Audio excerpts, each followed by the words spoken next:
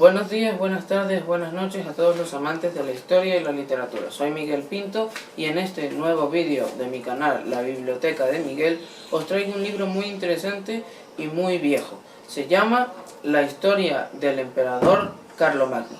Es una traducción hecha por el español Nicolás de Piamonte, que narra la historia del emperador Carlomagno, en el cual se tratan las grandes proezas y hazañas de los 12 pares de Francia, y cómo fueron vendidos por el traidor Ganalón, y de la cruda batalla que tuvo Oliveros con Fierabras, rey de Alejandría.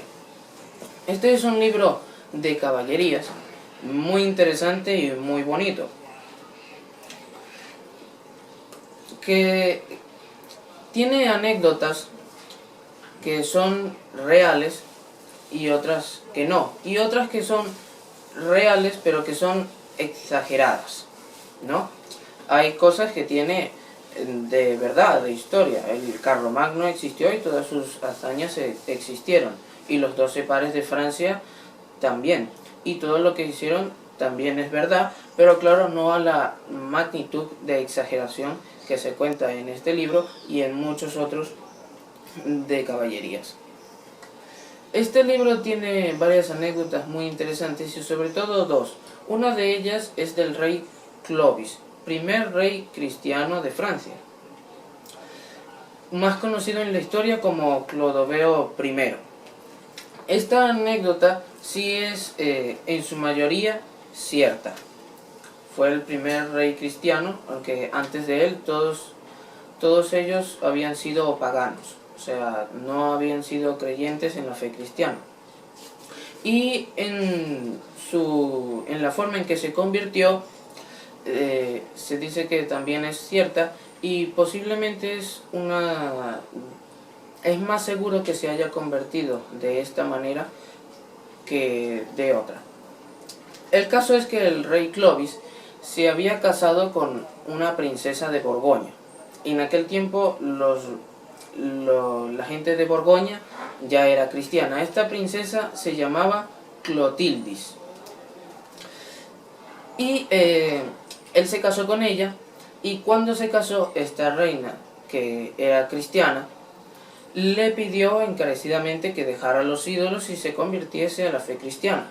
Y él, como bien es, se negó rotundamente. Pero pasado un tiempo, él tuvo que hacer, el rey Clovis, unas guerras con unas comarcas cristianas que estaban allí en el territorio de Francia, porque en aquella época Francia no era un reino unido consolidado como lo es hoy. Eran pequeños reinos divididos que habitaban en el territorio de lo que hoy es Francia, algo más o menos parecido a los reinos que estaban en la península ibérica. Entonces, él tenía una superioridad numérica increíble en esa batalla y la tenía por ganada. ¿Sí ve? Aquí dice en el libro que poseía unos 130.000 hombres de pelea, mientras que los cristianos tenían 50.000 guerreros nada más. Y él, confiado, se fue a la guerra con los cristianos. Pero sin embargo los cristianos que lo esperaron ahí firmes, creyendo firmemente en Dios y esperando que Él les ayudara a conseguir la victoria, según dice nuestro libro. Entonces, en el transcurso de la batalla, los cristianos fueron ganando, de tal manera que el rey Clovis se vio obligado a refugiarse en unas colinas de ahí cerca, en las cuales él observaba cómo toda su gente era despedazada por los cristianos. Y mientras él se quedaba ahí maldiciendo a sus dioses paganos, un par de soldados suyos, pero que no eran paganos, eran cristianos, debido a que se habían convertido por la influencia de la reina, que era cristiana. Y le convencieron de que dejara los ídolos y creyera en la fe de Cristo, diciéndole de que, como él mismo veía, sus dioses ya no le correspondían, y que eso era obra pura del Dios de los cristianos. Y le pidieron encarecidamente de que para su salvación y la de los suyos se tenía que convertir a la fe de Cristo. y él, según cuenta la historia, se arrodilló y pidió encarecidamente a Dios, al Dios cristiano, ¿no?, que le librara de ese apuro, y de que si lo hacía y le quitaba de encima a los cristianos, él y toda su gente se convertiría a la fe de Cristo. Y en ese justo instante, los soldados cristianos, sin orden de sus capitanes, según cuenta la historia, dejaron de perseguir a los soldados del rey Clovis y se retiraron a su línea de batalla. Cuando ya el rey Clovis vio esto, se alegró, recogió los suyos y se volvió a Francia. Cuando llegó allí, le contó todo lo sucedido a su mujer, y ella quedó encantadísima, y llamó a un santo hombre, San Remi, para que le instruyera en la fe de Cristo y todo lo que tenía que tener en cuenta un buen cristiano. Se edificaron iglesias y monasterios, y cuando se iba a bautizar al rey Clovis, según dice la historia, se vio milagrosamente bajar a una paloma blanca del cielo, que según tenía en el pico una redoma llena de crisma, que es una redoma, un pequeño tazoncito, y crisma es con lo que se unge y con lo que se da la confirmación. Y según dice, con eso se ungió al rey y se bautizó. Luego se bautizó toda la corte y después todo el pueblo. Y según dicen, con ese crisma se ungieron los demás reyes posteriores de Francia. Esta es una de las anécdotas que cuenta el libro fuera de Carlomagno y los 12 pares. Hay otra anécdota que, según dice, es de cómo se le dio a ese territorio el nombre de Francia.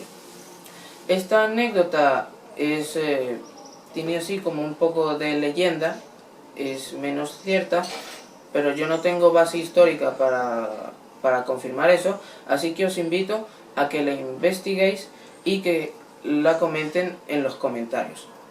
La anécdota dice así: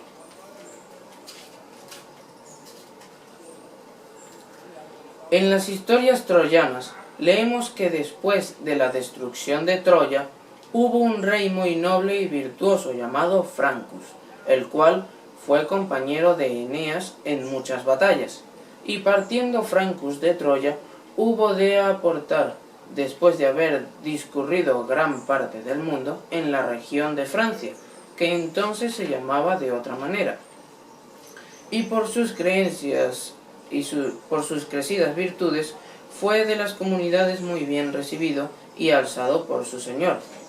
Cuando se vio pacífico y señor de toda la tierra, mandó edificar una ciudad, y fue por honor de su nombre llamada Francia, por lo cual todo el reino se llamó Francia. Y después que Francia fue ensalzada a majestad real, después de Francus fue el primer rey suyo Piramus, y reinó 5 años, el segundo Mercurius, y reinó 33 años, el tercero Faramundus, y reinó 11, el cuarto Clodius, y reinó 10, y reinó 18, el quinto Moreneus, y reinó 10, el sexto Gildericus, y reinó 17, el séptimo fue el rey Clovis, primer rey de Francia cristiano. Esta es la segunda anécdota que, como ya les dije, es un poco más una leyenda, y os invito a que la investiguéis y comenten de lo que habéis investigado en los comentarios. Ya entrando en lo que es Carlomagno y los 12 pares de Francia, pues como les dije anteriormente, el libro se divide en 3. Que hablan un poco de el padre de Carlomagno, Pipino, y de Carlomagno. Luego hablan de la batalla que tuvo Oliveros con Fierabras, rey de Alejandría, el almirante Balán, y luego de unas obras que hizo Carlomagno. También hablan de un ataque que que hizo el almirante Balán a los 12 pares de Francia, estando Carlomagno en otras tierras, y ellos se quedaron presos por la circunstancia de que la hija del almirante Balán se enamoró de uno de los 12 pares y quiso hacerse cristiana para poder casarse con ella. Y debido a esto el almirante Balán los estuvo sitiados, ¿no?, en su torre, porque él los había capturado, pero su hija los liberó debido a su amor por uno de los 12 pares, que creo que era Ruy de Borgoña, sí. Y debido a eso se encerraron en una torre en las cuales recluyeron o sea, quitaron el ataque de los paganos, de los soldados del almirante Balán. Y después habla de la traición que hizo Ganelón a Carlomagno, de cómo murió este y de la muerte de los 12 pares de Francia. Ganelón era un caballero, ¿no?, de la corte de Carlomagno, que estaba ansioso de poder y que no tenía el mismo prestigio, ¿no?, que los 12 pares de Francia, y por lo tanto no recibía mucho el mismo trato. Y fue por eso que terminó traicionándoles. Este es un libro muy interesante, como ya les dije, es un libro de caballerías, tiene varias cosas que son ciertas, como varias campañas de Carlomagno que aparecen aquí, las campañas de los 12 pares de Francia, eso fue cierto y fue realidad, pero claramente no están con la magnitud, ¿no?, que están exageradas aquí, porque aquí se habla de peleas contra gigantes y de cómo ellos solos, con su espada, mataban a un ejército de 20.000 hombres o 200.000, ¿no? Eso ya es exageración, ¿no?, de la gente que contaba estas proezas y hazañas. Bueno, esta fue la historia del emperador Carlomagno y los 12 pares de Francia. Es una traducción del francés de Nicolas de Piamonte.